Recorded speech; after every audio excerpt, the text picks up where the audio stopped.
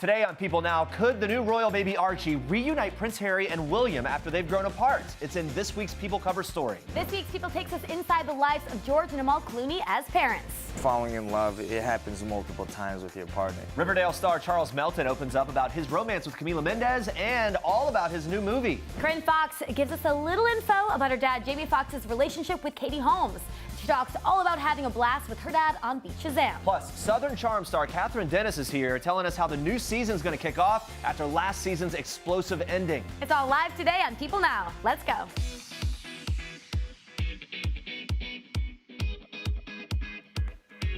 Man, a lot to get to today. It's a lot. How are you guys? Good afternoon. Welcome to People Now. It's great to see you. Some big news for our Game of Thrones fans out there because the creators of the show are set to write and direct the upcoming Star Wars film. Very exciting. I had a feeling Game of Thrones would be back somehow. This is the best of both worlds for Star Wars and Game of Thrones lovers. So the news had us wondering, what is your favorite legendary series? Is it Game of Thrones? Is it Star Wars? Is it Harry Potter? Or is it The Avengers? This is tough. It's almost cruel. It's actually very cruel. But vote in our People poll or just tweet us your answer with the hashtag PeopleNow. We're going to check in on those results a little bit later, and we're going to take a look at this epic upcoming movie in a bit. But for now, here's what you need to know and what's trending for today. In this week's People cover story, we're taking a look at how Baby Archie could help reunite Prince Harry and Prince William. The brothers have grown apart recently, but a source close to the royal household tells People that Archie provides them an opportunity to reconnect, explaining, quote, William and Harry will want their children to know their cousins and do things together, so they will work harder at their relationship. That source adds, quote, the brothers will have a different kind of relationship and move on.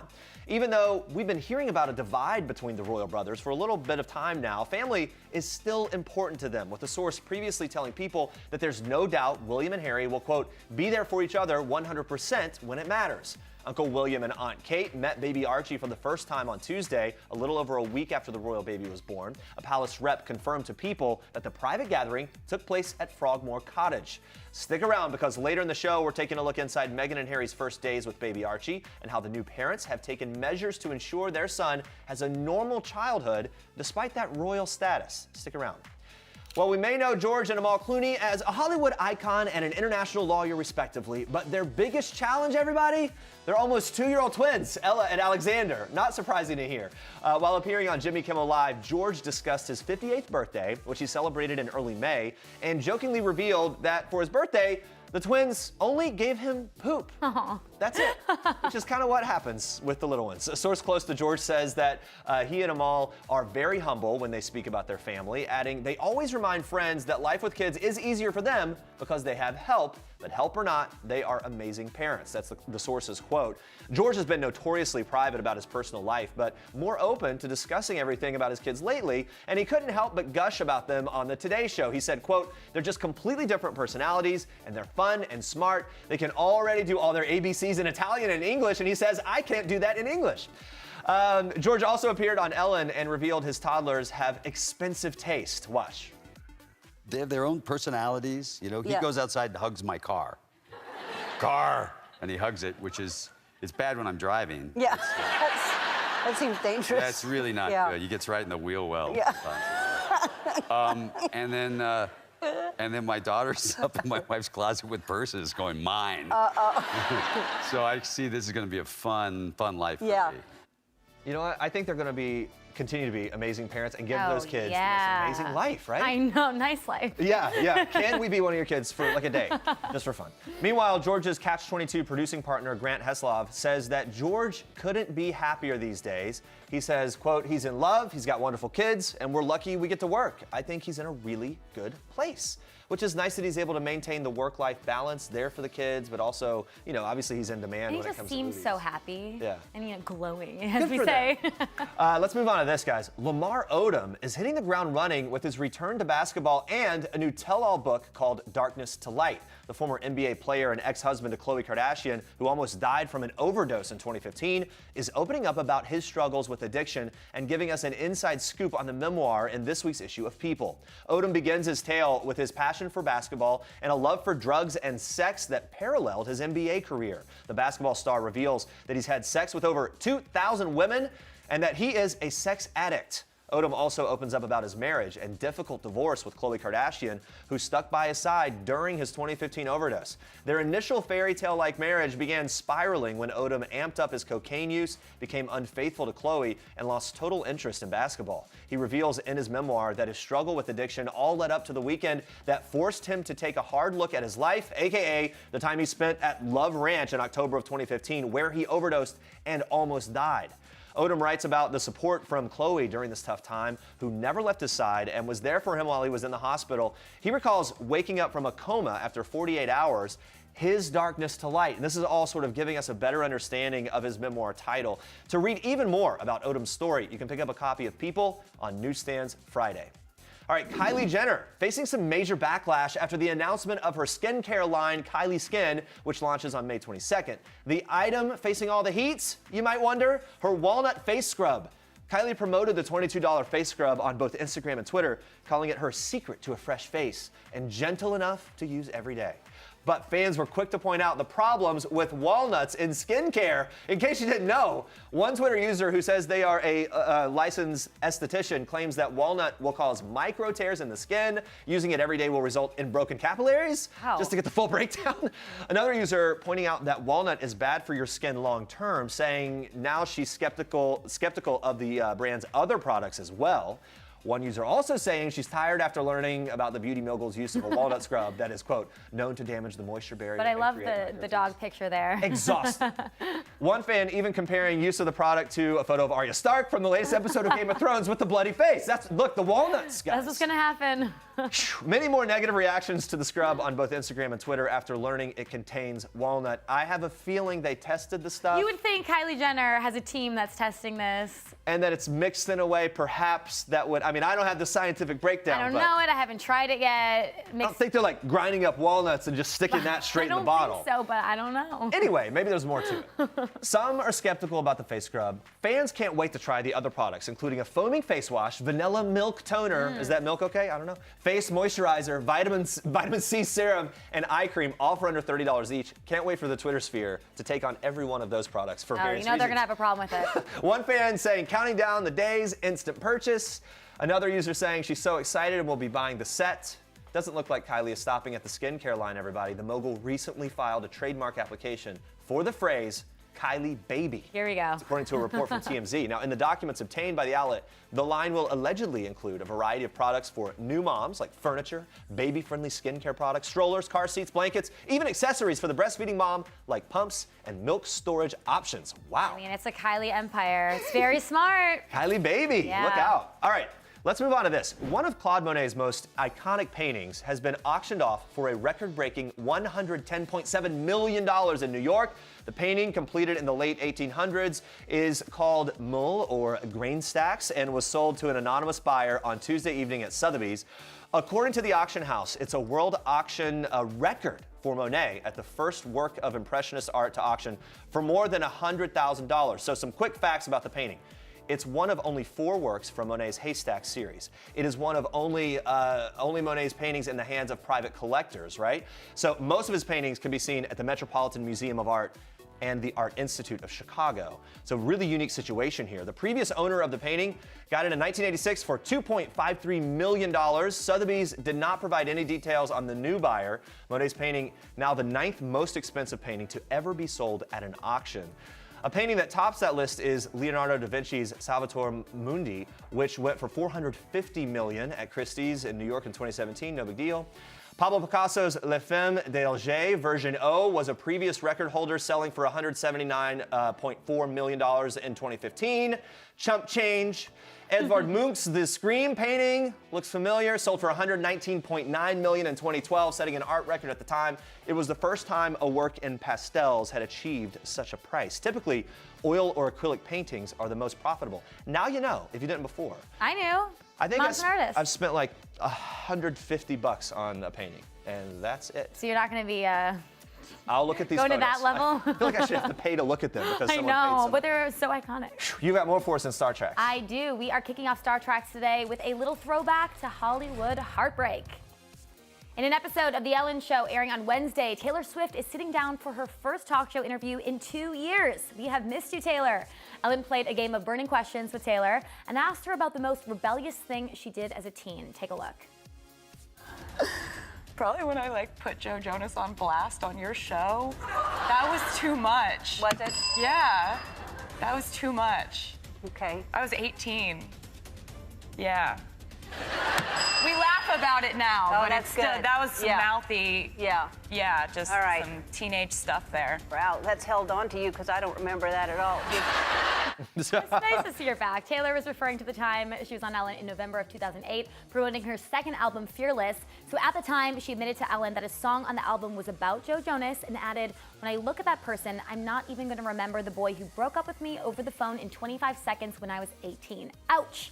As you can imagine, it caused a little bit of a frenzy, although Taylor says now that she and Joe laugh about it. In 2008, she admitted to Ellen that they hadn't talked since they broke up and said, "Someday I'm going to find someone really great who's right for me." And it seems like she has, with a different Joe. She's been dating actor Joe Alwyn since September of 2016, and they are adorable together. And of course, Joe Jonas just married Game of Thrones star Sophie Turner on May 1st in an Elvis-inspired wedding ceremony in Las Vegas. So Joe's doing great, Taylor's doing great, everything is all good. All right, the 2019 CMT Awards are sure to be a star-studded night. People can exclusively announce country superstars Carrie Underwood, Dan and Shay, Kane Brown, Kelsey Ballerini, Luke Bryan, Maren Morris, and Thomas Rhett are all set to perform at the annual awards show. What a lineup. Maren Morris leads the pack with 3 nominations, including nods in the Video of the Year and Female Video of the Year categories for Girl, as well as a nomination for Performance of the Year. Carrie Underwood, who is the most awarded artist in CMT Awards history, is nominated for 2 awards this year, including Video of the Year for Cry Pretty and Female Video of the Year for Love Wins. Kelsey Ballerini is also nominated in both the Video of the Year and Female Video of the Year categories for Miss Me More. Kane Brown is up for Video of the Year for Good As You and Male Video of the Year for Lose It. Luke Bryan is up for an award in the Male Video of the Year category for Sunrise, Sunburn, Sunset, in addition to being nominated for Collaborative Video of the Year for his partnership with Jason Aldean and Charles Kelly on Darius Rucker's track Straight to Hell. Dan and Shay's hit Speechless earned the duo 2 nominations in the Video of the Year and Duo Video of the Year categories. We love Dan and Shay. Thomas Rhett's Life Changes secured the singer a nod in the Male Video of the Year category. So this show is guaranteed to be a night to remember. The 2019 CMT Awards will air live from Nashville's Bridgestone Arena on Wednesday, June 5th at 8 p.m. Eastern.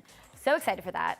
And those are your star tracks for today. All right, guys, stay with us. Remember how Camila Mendez revealed Charles Melton writes her handwritten love notes? Well, we are sitting down with Charles. You know, we're going to ask for some romance tips from him. Also, going to talk about his new movie, Riverdale, and so much more. Plus, Southern Charm's Kathryn Dennis live just in time for the season 6 premiere. We're going to get the inside scoop on everything going down in Charleston. Stick around.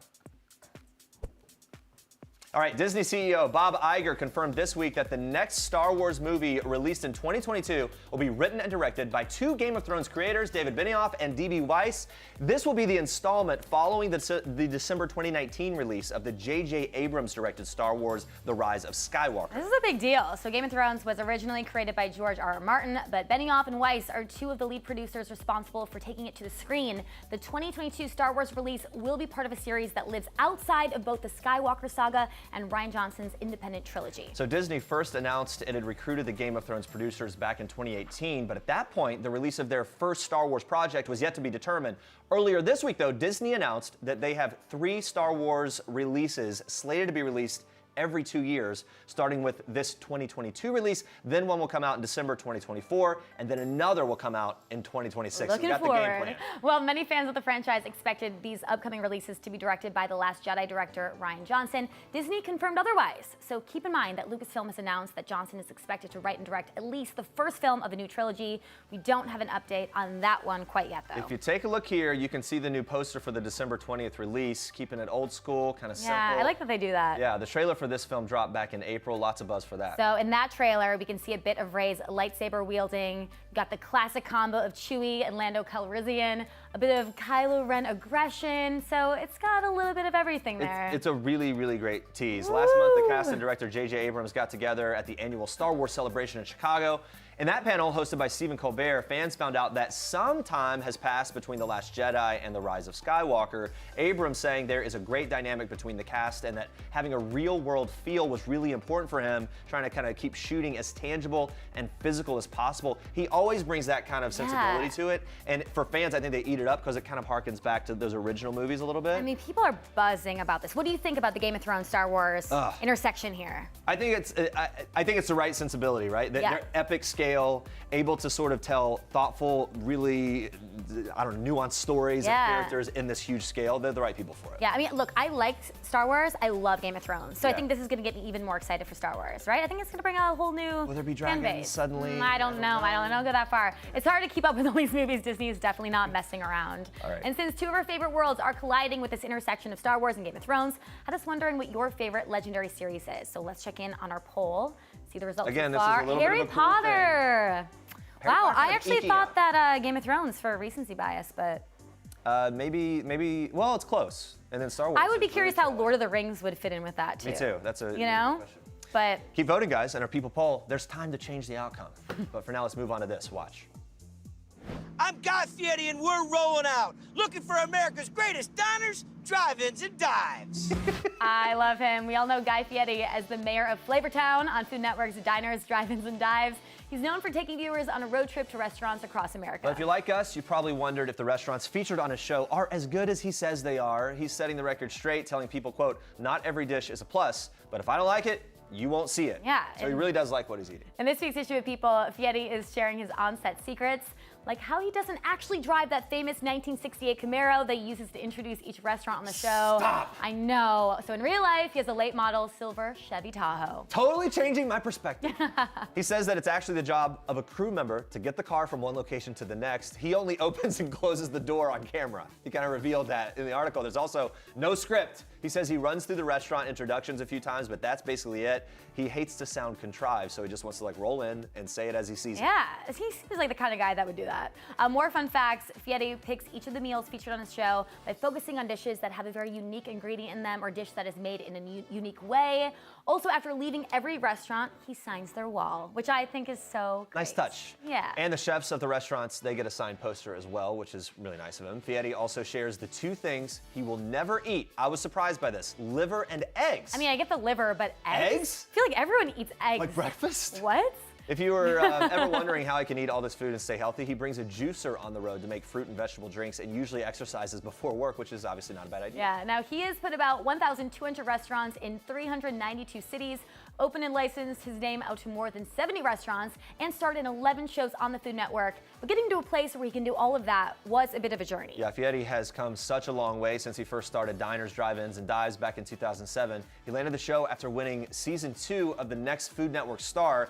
By the way, he has since shot 30 seasons of that show. And he's one of those guys on TV that's done so much. Yeah. It didn't come easy. Fieri recalls his first day of set. He wasn't received well by his crew, so he told people, when I got out of the car to do the pilot, the crew was like, who are you? He says he told them that he was the host, and then another guy walked up and asked, who's that?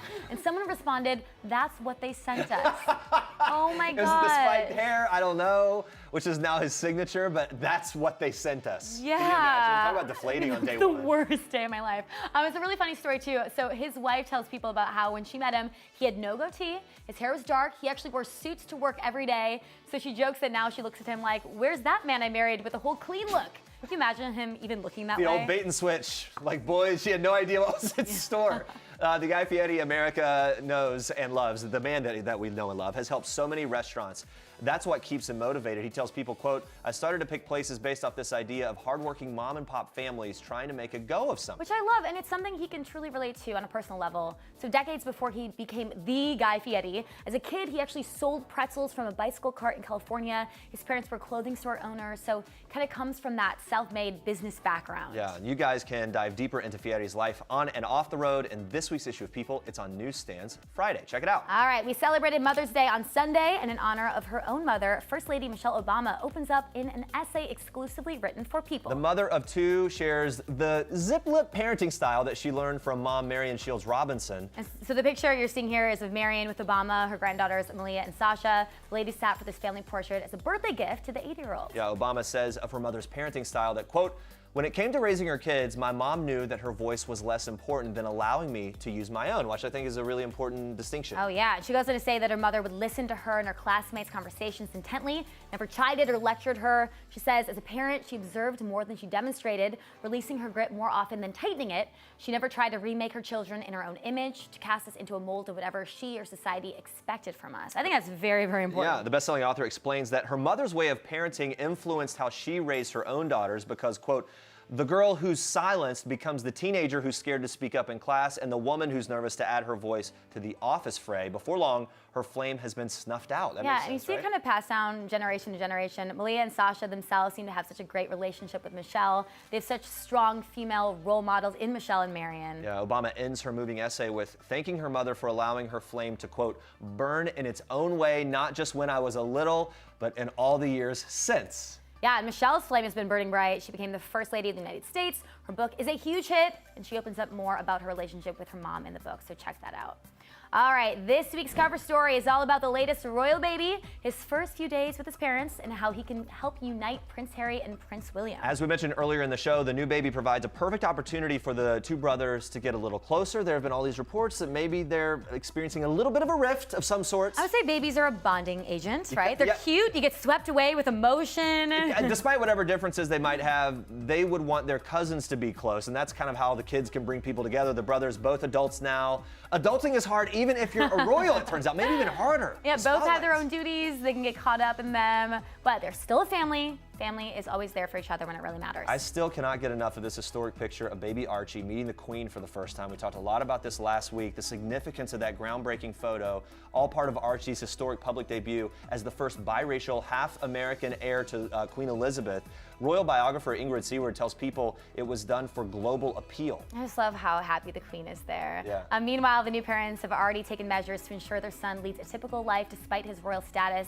He may be the seventh in line to his throne, but Harry and Meghan are determined to give him a normal childhood. I mean, I imagine that's going to be really difficult, but they're obviously doing their best. As normal as it could be, right? Yeah, Which is- being a royal. I don't know how normal. A source tells People that he sees Archie, quote, being creative and doing tons of crafts, playing games, and they add, just because this baby is going to be a royal doesn't mean he won't do all that fun stuff. Yeah, Meghan and Harry are already adjusting to life as a family of three. Friends tell People that they're overflowing with gratitude. I mean, Jeremy, what is that like going from a couple to then you got a little family here? It's a total change in the dynamic. The main thing that we had to deal with, a lot of parents have to deal with, is your relationship, though it does have to be first all the time, but you have to sort of take a big back seat to your day-to-day preferences. Everything's about that baby, especially at the beginning. So, Yeah. So good luck, guys. Yeah, have fun.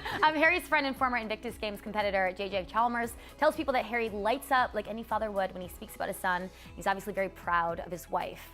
Look, the images we saw in the interviews and things last week, he is glowing. Absolutely just overwhelmed with joy, you can tell. There is the bittersweet ache of missing his mom, Princess Diana, at the time of his son's birth. That's something that Imogen Lloyd-Webber, our Royals correspondent, Especially around talked Mother's about. Day as well. Yeah, another Invictus competitor told People that Harry had told him that missing a mother is like missing some kind of security. A royal household source told People even though Meghan's mom is on hand, there will be a gap for Harry's point of view and all of that. Yeah, but either way, I mean, I'm so happy to see the royal family is very, very happy for little Archie. We'll be tracking along with them every week right here on People Now. All right, now take a look at this. I don't believe in love. So no magic, no fate, no meant to be. What if I told you I could get you to fall in love with me? Just give me a day. An hour. What are your key ingredients to falling in love? My ingredients are friendship, chemistry, the X factor. What's the X factor? Don't worry, we've got it. Ooh, the X Factor, I think it's confidence, and it is all over that. The Sun is also a star, hits theaters May 17th. Charles Melton joins us now. Thank you so much for being here, man. Yeah, thank you for having So me. this film is very exciting. So excited about it. But first, okay, before we get into that, I want to talk about this. You've been making a lot of buzz recently because people found out that you write your girlfriend, Camila Mendes, love letters.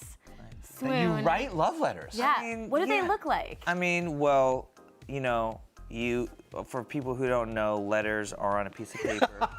And then you have pencil and pen. And, you know, it's just like the simple things. You can just say something like, I'm thinking about you. I like to put, you know, the date, the time. And there's just something special about writing it, folding it up, putting it into the envelope, and finding a stamp. It's a thoughtful thing, It is. right?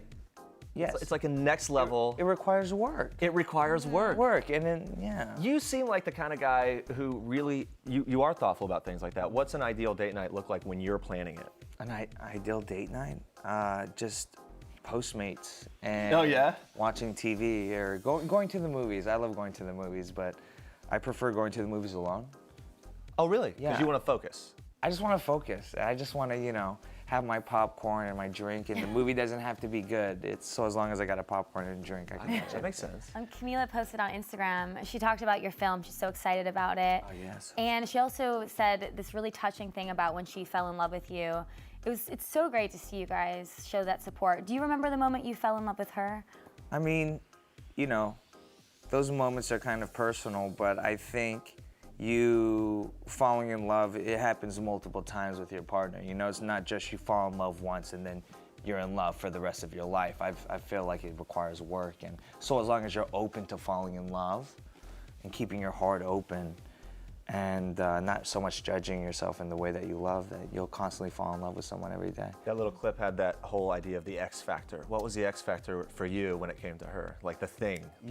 You can't measure it or explain it, but I'll tell you what, I'll tell you who I fell in love with on Monday. My mom, she came to the premiere, and just her getting ready and just seeing her, like, I fell in love with her so many times. I was like, oh, holy shit, this is my mom. Like, Yeah. I love you, Mom. Like, wow. Because she's so proud of you, yeah. So proud, Yeah, so what was proud. her reaction seeing it? Well, I was sitting down next to her in the premiere.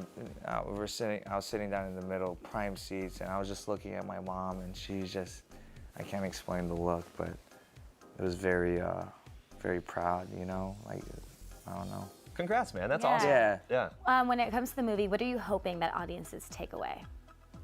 Well, there's so many timely themes that this film touches on. I just hope that people can people can see that it's an aspirational love story, and they can take away, maybe walk out of the room or the theater when they see the film feeling a little sense of just belonging and a sense of hope and love and faith. Yeah. Yara Shahidi, got to work with her. Yeah. You said in other interviews that you were maybe a little intimidated to meet her initially. Yeah, I mean, Was that the... not so much intimidated, but like excited, Okay. nervous, you know, because when I did my research, I knew she was on Blackish and Grownish, and I happened to see this YouTube clip of Oprah Winfrey saying she is, you know, she's got her vote. Like, Yara Shahidi has Oprah Winfrey's vote to be president, and I was like, oh my gosh, like Oprah Winfrey is like on your team. With that kind of endorsement, it's like you got to put on a good first impression, the whole thing. Do you remember the first interaction with her and what you guys talked about? Yeah, we had our chemistry read, and we had two scenes. One scene is, you know, very light, a lot of riffing, and the other scene was very dramatic, and one of the most dramatic scenes in the film. And in between those scenes, we shared a Pop-Tart together. What flavor? Yeah, That's Raspberry. It was delicious. How about strawberry? That's my flavor. You guys shot this in New York. We did. What's your favorite thing about shooting in New York? Oh my gosh. I mean, it's so lively and it's so beautiful, such a romantic city. The funny thing about filming in New York is when we're filming on these streets, we didn't film in any sets. So when we were walking down the street and people are coming in and out, and you know, Yara and I were in the scene, the cameras are rolling, and people are like, hey, what are you guys doing? What are you guys doing? Like, we're filming a movie, man. Like, really? When? Camera's on right now. You're in it right now. It's a lot more casual than LA, right? Oh, super casual. I mean, like New Yorkers, one thing I love about New Yorkers is like you can't tell them what to do. Like they got a place to be, they're gonna get to that place. It doesn't matter if like you're filming a movie or whatnot, like they got a place to believe. So, or a place, you know, a place to be. Right, yeah. But it's very, I love that decisiveness. And what did you guys do when you weren't filming? I mean, there's obviously so much to do. You're in different locations throughout the city, checking out the hot spots, little nightlife, stuff like that. Yeah, so it was good. I had, my mom came for a couple of weeks, and she ended up being in the movie, in the film. Oh, that's great. Yeah, so there's a scene with Daniel Bay and Omar, who's played by Cameron Johnson. And my mom is the commuter sitting in front of me in this scene. and she gets frustrated. All the commuters get frustrated, and she has her Fitbit watch on, and she looks at her Fitbit watch, and she's just like frustrated. So seeing her watch herself like at the premiere was pretty funny. All my sisters like giggling and laughing, and now she's packing up her bags right now to move out to Los Angeles. She's starting a career. Now it becomes more clear why she was so excited for that premiere. She thought it was about you. She's like, I'm ready for my moment on the train. Also doing Bad Boys for Life. Yeah. Really great stuff. Congrats on that. Were you into this franchise before, and what was the vibe for you when you knew you got the role and you're going to be a part of it? Are you kidding me? I was so excited when I found out that I was going to be a part of this franchise, and I grew up with, Will Smith and Warren Lawrence, and the Bad Boys franchise is amazing. So when I found out, I was very excited about it, and just working with Will, Martin, Alexander Ludwig. This picture, I mean, it's like an incredible Yeah. Vanessa Hudgens, she was just here. Oh. So she said you unfortunately had to miss this epic hiking trip that she had. I did. It sounds like the cast had a lot of fun. What was your favorite Still behind-the-sceene moment working? Favorite behind-the-scenes moment. Let me think about this. There were a lot of good moments. I mean, so we have a guy who is training us and giving us a diet plan or whatnot, and Alexander Ludwig was pretty much the only one who was following it to a T.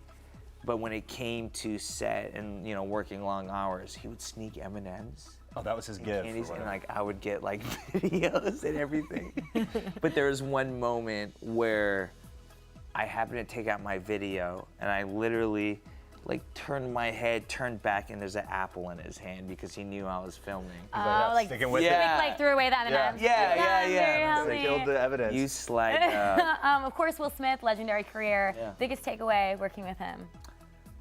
I mean, just the example that he sets, the precedent he sets, and just how he is who he is. He is what you see on the social media. He's so full of life and just so positive and just so great. And one thing he told me was, if you believe in it, do it. I kind of felt like it was a pursuit of happiness. He's that kind of guy, right? He is. Anytime I've interviewed him, it's been this. It's like little nuggets of just all right, print it. Let me put that on my inspirational posts or whatever. You're also on Riverdale. People have heard of this show, trying to get off the ground. You and the cast at the Met Gala recently, right? Yeah. Talk to me about that. How was that experience? What was the event like for you? You look great. Thank you. It was great. It was great seeing Cole and Lily and Madeline. Yep, there she is. Look at that. I mean, that was like the little fairy. Yeah, she was like a fairy. Yeah. A fairy, a beautiful fairy. What would you call your inspiration? My inspiration? Yeah, your suit. Well, I was wearing C's Marjan, and looking at a couple of the photos, it looks like a constellation, which is kind of timely with the film. Super sharp. Yeah, very sharp. And I don't know if you can see, you guys didn't get the photo, but Katy Perry is dressed up as a chandelier. Yeah. We stepped onto the carpet and they were taking pictures, and then Katy Perry walks out and it's like, okay, bye. Crazy. All right, time for a game. Ready? Okay. It's the People Now Wheel. Here Ready? we go. All you gotta do, you gotta spin it, and based on where it lands, we're gonna ask you a question about whatever category it is. We have love, co-stars, easy, and party questions. Ready for this? Okay. Spin away. So take it away. All right, Boom, co-stars. You got it. Funniest co-star on Riverdale. KJ. Oh yeah, why? What's the? He's just funny. He's a goofball, and I'm a goofball. He just looking at his face makes me laugh. He doesn't have to say anything. He just naturally presents that way. That's really funny. All right, spin again. Just because he is who he is. Party. Party. All right, go-to cocktail. Go-to cocktail.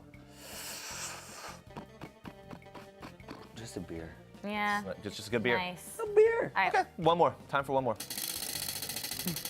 Just a beer. Just a beer. All right, love. Ooh, if you had to. Okay, favorite quirk of Camila's. What? Favorite quirk of Camila's. Does she have a quirky thing that you love? I just love everything about herself. Good answer. sweet. Should we do one more? Okay, good. Yeah. Let's do one more. Let's do one more. All right. Feels like we should end on a stronger note. Oh, what do you know? All right. Okay, well, let's see. If you had to describe love in one word, what would it be? Butterflies. Oh man, I'm That, getting. yeah, that was lovely. Charles, thank you so much. Thank you guys. So good to talk Guys, to you. make sure to watch The Sun Is Also a Star when it hits theaters May 17th. All right, we are so excited about the new season of Southern Charm premiering tonight on Bravo. After such an explosive ending to last season, we can't wait to see what the show has in store for us in the new season. Some people not coming back this year or this season. Some surprising people are returning. Lots of drama, of course, to talk to all of us about all of that and more. We have Kathryn Dennis joining us. Thank you for being here. Hello. Thank you for having me. How is New York so far? Of course, I love New York. It's the polar opposite of Charleston. You can wear whatever you want, hence the sequins. I was Hey, you telling look I love great. it. And you had like a wild time getting here. Yeah, there were a lot of roadblocks, Yeah. but I feel like that being said, there must be some kind of like good that's gonna come out of it. So we'll see how the week goes. I believe it. Let's get into the season. All right. Already, okay. So there's a lot of drama, some serious stuff off the top. We know your ex Thomas Ravenel has been accused of assault and battery in the second degree back in September of last year. Case is pending trial. He is not coming back to the show. However, in the trailer, we did see that his on and off again girlfriend, Ashley Jacobs, does show up. It's a bit of a surprise. What was your reaction? Did you know she was going to be showing up? I did not, and it didn't make sense that she did. So yeah, it didn't make sense at the end of it either. Like I still don't know what her motives were. It's really weird. She's a weirdo. Yeah. Like I don't know what else to say. Like very simple terms describe her, weird. Yeah, if you had to guess like why she would want to come back to this group of people that don't like her. I know, right? Like she doesn't live here. We all have been personally offended by her, but she still wants to like be our friend. On the in the trailer, we also saw her showing up at a party, getting kicked out. What can you tell us about that party? What happened? Well, that was really embarrassing for her what had happened there, and it was a good 10 minutes worth of content, Oh, even really? though she was escorted out pretty quickly. I don't know what her intentions were at that like event either. She wasn't invited to any of the things she showed up at. So she's just showing up on her own. Yeah, she's just a finding out. weirdo, just like, hey, I'm here, like watching in the bushes. Yeah. She said such mean things about you and to you in the past. I mean, how do you even go on and like see her? Like, what is the way that you're able to kind of still do the show when she shows up like that? Unfortunately, I've conditioned myself or been conditioned to disassociate from that behavior in that situation because at the end of the day, it's a waste of time to try and figure it out. Goes in one ear and out the other. It's unfortunate, it's sad, but it's not my sadness, it's theirs. Yeah. You've been so strong through all of it. Also very strong for your kids because you're also going through this custody battle with your ex Thomas. Right. Right now you share 50-50 custody. You're pushing for full custody. I imagine it's a lot to go through. We saw you break down in the trailer, you know, thinking that you're going to be a single mom if he goes to jail. So Right. what are your biggest concerns? I mean, truly in that moment, what I was really crying about was the simple fact that they wouldn't have their father in their lives potentially. And that broke my heart. You know, we tried obviously for years to have a nuclear family. And I know that that's not in the cards for us currently, but just the realization that when that happened, it could possibly be like real life. It just, a lot of feelings, a lot of feelings. Even now I have a hard time coming up with what to say. It's so out there. We've had a very interesting life. It's a tough thing to go through. Then you put it on the show, and that makes it, I would imagine, even more difficult because you kind of relive it as you watch back. What was it like shooting without Thomas for the first time? To be honest with you, it's nice to have an area where I can just be me. You know, I've been in the shadow of someone and really a product of what they want and need for so long that this year I'm finally able to show who I am and, well, try and figure that out too, who I am. We all are. It's been a while. But yeah, just the fact that people will see me for me, not like reacting to people, just like interacting with people. When you're such a fun person, so you know, it kind of sucks to be bogged down by some of the drama. Are we going to see that side of you kind of breaking free? Yeah, and I'm a little nervous because I'm really weird. So like, I don't know. Like, how's this gonna go, really right? weird things. Yeah. We also see you're close to Patricia, who's the matriarch, but you guys have had your differences in the past. So what changed with that relationship? Well, we got engaged. No, I think really what it was is like we're two queen bees, and like two queen bees and one like had not gonna mix. So whenever we finally talked, we realized like, hey, we actually like each other. Plus, we were the same size shoes, so. Oh, well, that that seals seals the deal. Super nice, yeah. Who has more shoes? you know, she does. But she's goals and always, so. You guys can swap shoes, obviously. Exactly. Yeah. On Instagram, we saw this pic of you out and about with some of the other girls from Southern Charm with some chickens on the farm. Yes, Looks like a fun time, I would imagine. What was the deal Oh, here? yeah. What were you guys I up to? held that thing. Did you? Yeah. I touched it and I held it. Did you and catch it? Was it? really weird. Well, someone caught it for me. Oh, someone caught- and held okay. it, but it was weird and it was fun. I grew up in the country, so it was nice to like get back to my roots a little bit. What was this, just like a weekend away or something? Or? We went on a girls' trip that I planned because I wanted us to bond, and that was after we had like stomped some grapes and they tasted wine, and I just chilled. Do you feel like events like that, like getting those bonding times, is it helping you reframe and kind of figure out who you are, like you said you want to figure out? It's nice building those connections with people and learning more about them because it allows me to learn more about me, and also just generating trust in myself and others allows me to like trust like my thoughts, opinions, and what I want and stuff like that. And you know? Chelsea was in that photo too. I know Chelsea from Survivor. She's a country girl. Are you more comfortable in the country or city now? Honestly, I like both, but I believe that growing up in the country, a simple life, was super beneficial for me as a person because the simple things made me happy. You know what I mean? Like I wasn't distracted by all the hustle and bustle of like downtown Charleston. And I feel like that's made me very different from most people. Yeah. And happy. Yeah. I guess. Southern Charm, you got the drama, you got the rumors of hooking up. We see in the trailer there's maybe a hint at you and Whitney having something over the summer. Set the record straight. Any truth to that? I cannot set the record straight. However, I will say in Charleston we do love a little bit of history. Perfect little tagline. Right? I'm not, that's all. But stay tuned because it gets complicated. Yeah. Oh, right. we like complicated. Also on your Instagram, we see you seem to have a new guy in your life. Yes, A I do. musician. Mm-hmm. Yeah, how'd you guys meet? I went to Nashville on New Year's. That's where he lives. And we had a group dinner with some friends that live there, and he's weird and I'm weird, and we clicked. And then What's now the we're weird here. stuff? What do you mean? I don't know, just like silly humor. Like I can be weird with him. I can dance like really weird. I can make silly like impersonations, and so does he, and like he gets it. That's so You know what I key. mean? You know, Yes. some people you just can't be yourself. No. You finally find someone, you're like, oh my gosh, I can do all these things I would normally do Well, by especially the myself. sense of humor has to be on point, right? You Right. got to connect on that. You gotta like really get it. You know what I mean? Everyone's super unique if they allow themselves. Is he like writing you songs? Is he that kind of guy? He hasn't done that yet. It's on the way. But I know that I've looked at his phone and saw in his notes that he started a little bit. Oh, excuse me. Wait, what's his name? Sorry. A Hunter. Okay. Hunter All right. Price, yeah. He was actually on America's Got Talent, and he's got a song on iTunes. It's really good. I'm not just saying that because he's my man. Yeah. But No, I did a deep dive when I was researching, and he has a really beautiful It's really voice. good. Are we gonna see him on the show at all? In this? you will see him very like little. I tried to keep our relationship kind of on the DL because I really, really like him.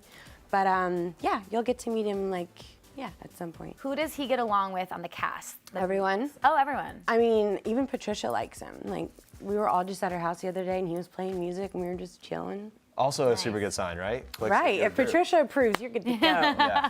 Took me a while to get there, so an instant one. And I think he does some epic country covers in the car, according to your Instagram too. Yeah, Right? Like he just I breaks it love out. that. Yeah, it's like awesome just to be cruising in the car and all of a sudden a song comes on that obviously I love because I love country. And then he just starts singing it and like, I'm like, oh my God, I'm so lucky. Do you sing? Do you kind of chime in? No, I used to, but now I won't because like he sings really well. I'm like, Yeah. I just kind of hum a little bit. And just video him and let him do it. Right. So you've also launched a luxury furniture line, changing gears here a Yes. bit. This is a line for kids inspired by your children. Right. Tell us about it, how it's inspired. Well, I met this woman named Donna Steele, who is an interior designer. Her husband is a construction. He builds the furniture. Anyways, they work together to make custom pieces. And I've always sucked at decorating. So I've started to kind of like hone in on my skills. We randomly met and kind of just came up with this idea. You know, I've been through so much crappy furniture and like silly things with kids stuff that I finally wanted to like have nice things that look like adult things almost. You know what I mean? Like Yeah. I'm sorry, but I do not want a toy trunk with like sharks on it and stuff. Out in the main Because living it's going to area. be thrown out in like a year. Yeah. This is stuff that you can even use in your home whenever they go to school, you know? Yeah, I think it's beautiful. Smart idea. All right. And then Kenzie and Saint, sorry, I get excited, but Kenzie and Saint like helped pick out like the colors and like the fabrics, and I don't know, it's nice to see them see something that I've worked with them on, and I don't know. Gets them invested as well. Yeah. That's really cool. All right, time to play a little game of rapid fire. You ready? Yes, All you have to here we do, What is reach this? in. Yeah, here we go. It's I'm gonna white give this now, to I have you. on Yeah. spray tan. It's All okay. you have to No, do no, is but reach you just in, reach in pick and out a grab it. question, and then read it and answer it. A little rapid fire. That's all. That's all. It's the hard-hitting questions here. Oh, there's so many I picked up. Yeah, we'll see what we have time for. There we go. Who from the cast would you take a road trip with? Patricia, because Michael would drive, and we could get McDonald's. Oh, perfect. That's a good one. All All right, right, ask time for a another couple more. Okay. Thought you were getting off that easy, huh? Biggest fear? Snakes, lizards, and frogs. They move fast, they're slimy, and that's all. All right. And also, scary men sometimes. Scary men. Yeah. Like those certain It's a kinds. real fear. Like Stranger Things style, you know? We have time for one more. Like a really, really bad ex, you know what I'm saying? Yeah. Terrifying. Oh, that one, I don't want to say a sad one. Hold on. I feel like I'm doing the lottery. Okay. Please be happy. Favorite vacation spot? The Bahamas, actually. Not because of Craig. I stay in this pink house in the Bahamas for my birthday every year. A pink house. It's pink. Oh, that's cool. Oh my God, it is so cute. Have you y'all. done the swimming with pigs? Yes, swimming with pigs, sharks, and the iguanas. I mean, I don't know about them sharks and everything like that. I got a good picture for the gram, and then I was done, but. Do it for the gram. Honestly, like the thing that freaks me out the most about all those options are the iguanas running around. The iguanas are so scary. No, just like everywhere, right? Are they They're just scary out. animals? There's an island, and they like, we brought something to throw at them, like food or whatever, and they're like all fighting each other. It was very aggressive, and I just went and sat in the water because it was Like weird. I will be over I here. was like, I'm just gonna watch from the boat. All right, Kathryn, thank you so much for stopping by. We always love having you here. Great to talk to you. You guys can catch the season 6 premiere of Southern Charm May 15th at 8 p.m. Eastern on Bravo. All right, let's move on to this and more TV you need to check out. Corinne Fox stopped by to discuss the upcoming season of Beat Shazam, which premieres Monday on Fox. So we got the lowdown on her working relationship with her father, Jamie Foxx, her Taylor Swift fandom, even a little bit about Jamie and Katie Holmes' red carpet debut as a couple at the Met Gala. So check this out. Corinne, what is the category for song number 4? Okay, Dad, before I say the category, you gotta promise me. What's up? You're gonna keep it together. I'm gonna keep it and together. Zip that jacket up. Zip it up. Maybe you gotta be in the corner. I don't know. I don't know. Let's tell me what I gotta do. Sexy song. Oh. I need you to relax.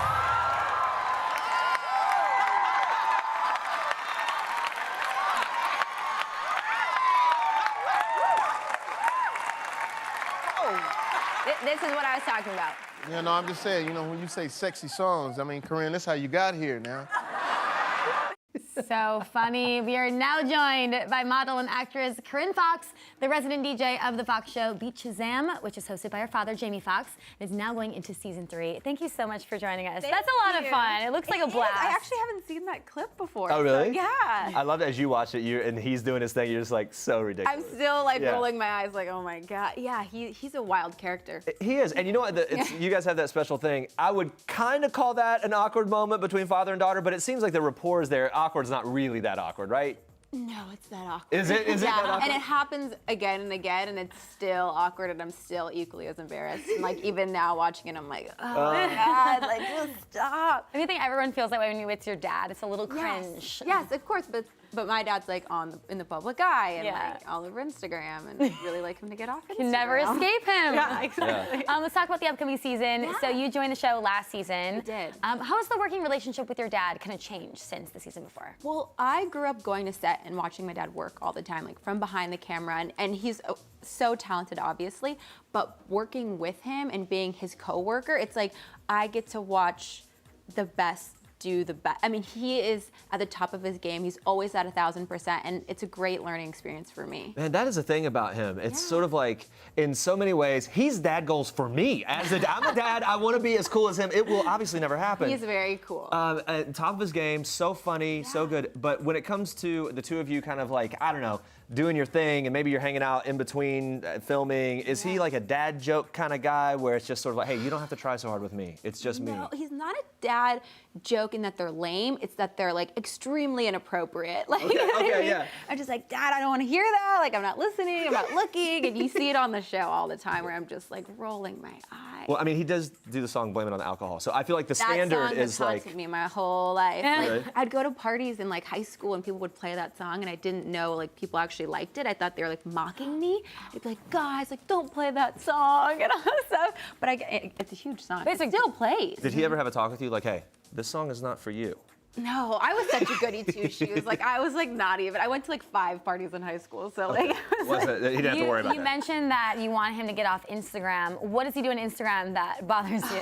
I troll him like really bad. He just like doesn't know how to work it. And so I'm like, you can like hire somebody to do that for you, Dad. Like Will Smith, his is great, but like my dad's like doesn't know what he's doing. He was on Instagram stories the other day because it was like snowing in our backyard. And he like dropped the phone on live and then like he couldn't figure out how to like turn it around. And I'm just like, it's just so cringy. Like, just stop trying. Yeah. Okay, we stalked your Insta a little bit. Oh, gosh. Noticed a little photo with T Swift. Oh, yes. You guys friends? I wish. Yeah, okay. I wish. No, she's so sweet. Like for all of her concerts, I'm always there, and I like finagle with my dad to like get backstage and get a picture with her. So she remembers me. So I saw her at the iHeartRadio Music Awards, and she was like, "Corinne," and I was like, "Oh my God, she knows my name!" Like, and I got another picture with her.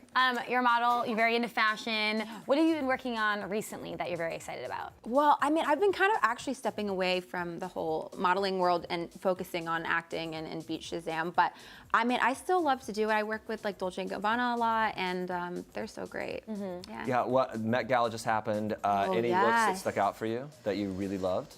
Ooh, Cardi B. Yeah. She was really great. Yeah, it was really nice. That, with the flowy, like the ox blood, right? Yes. Your dad and Katie Holmes were there. They looked beautiful. Yeah. What did you think of their outfits? They're so great, and Katie's always so chic, and yeah, they were wonderful. My dad's first Met Gala actually felt cool because I went to the Met before him. Wait, really? Yes, I went 2 years ago. And so I was like, I got to do something before you, Dad. So did you? I was gonna say, is he asking you for advice? No. Like, what do I need He's like, to I'm just know? gonna How's put it a gonna suit be? on, right? Like, it's kind of a bigger deal than that, Dad. It's a bigger deal than that, but like if you're showing up with someone, you kind of let them shine. Yeah. Jamie's Jamie, and we know who he is. Katie's Katie. They haven't said much about their relationship, but the chemistry seems to be there for them. Yeah, they're really great. They're great. Yeah. Have you got to spend a lot of time with her or get to know her more? Yeah, and you know, they're really happy. A little tight-lipped on it. Yeah, but a little nonetheless, bit. good to hear that they're happy. All right, we're taking one last look at our People poll. We've been asking you to vote for your favorite legendary series in honor of the news that the Game of Thrones creators will write and direct the next Star Wars. So looks Really like big Harry news. Potter. Takes it. Yeah. Look. I guess I'm surprised. I thought it was gonna be Game of Thrones because we were talking about it. But if you think about like Harry Potter, I don't know. I feel like the audience for Harry Potter is just so huge. Game of Thrones is too, but I don't know. Harry Potter Not kind as of like big as Harry Potter, multi-generational. yeah. Anyway, All there you right, go. not mad about it. We'll be back with another question of the day tomorrow, so tune in for that. Also coming up tomorrow, Sister. It's happening. Tamara Mallory will join us live to talk about the real family life and so much more. Plus, Paris Hilton is breaking down her steamy new song. We'll also get the scoop on bestie Kim Kardashian now that she's a mom of 4. Thanks for watching. For now, we leave you with one last thing from Tiffany Thiessen and her husband, Brady Smith. Bye, guys. Hi, I'm Tiffany Thiessen. Hi, I'm Brady Smith. And this is one last thing. My last moment of bliss was, well, that glass of wine I had last night. My last moment of bliss was every time I'm with my beautiful wife. Oh, you're such a sucker. My last irrational fear, I don't have a lot of fear. You don't, you're very brave. I am very brave.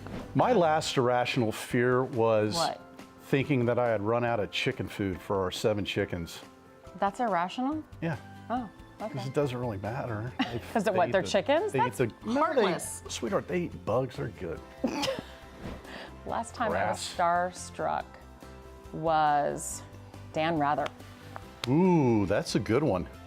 Yeah. Last time I was starstruck, I bumped into Morgan Freeman with a big old bucket of popcorn. And I was like, whoa, Did Morgan you share Freeman. it with him? Did you offer Yeah, him it was any? all over the poor guy. Oh, you did? You Yeah, it split like the whole- literally bumped into him? Literally bumped into him. You know, popcorn butter stains. That's awful. I felt bad. You should.